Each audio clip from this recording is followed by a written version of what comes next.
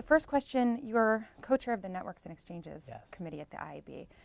I'm sure you have a lot vying for your time. So why is it that you've dedicated your attention to this initiative? I think the industry's changed so much over the last several years, and as we've seen dollars continue to shift online, I just felt it's really important to create standards for the segment of the business that I participate in to encourage continued flow of dollars online. What kind of standards and why are they important?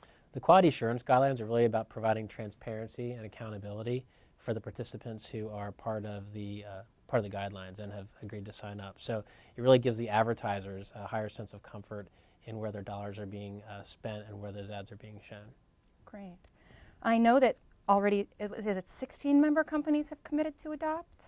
We had 16 initially, and I believe now we're over 20 Oh my gosh. for launch. Yes. That's pretty exciting. Yeah, very exciting, and a lot of key players are part of that launch group. Great. What are you going to do to continue adoption and awareness in 2011?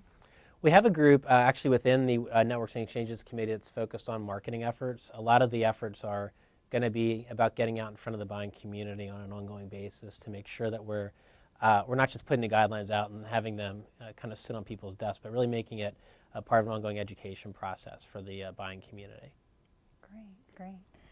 Is this just a first step, or is there more that you think needs to be done to help kind of streamline and create transparency within the Networks and Exchanges marketplace?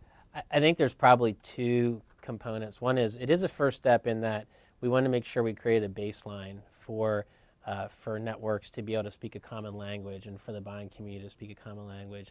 At the same time, we also recognize that the industry's changing rapidly, and we want to make sure as the industry evolves that we can continue to update the guidelines as appropriate based on industry trends. So I would expect that over time there'll be modifications to the guidelines based on continuing shifts in the industry. So one question that I've been asking almost everybody who's sat here is, what is something that has to do with the industry that keeps you up at night, that's a real worry? And then what should be done to resolve it, or could be done to resolve it? I would say the one area is really around the data usage and concerns around how that will be regulated from a legislation standpoint.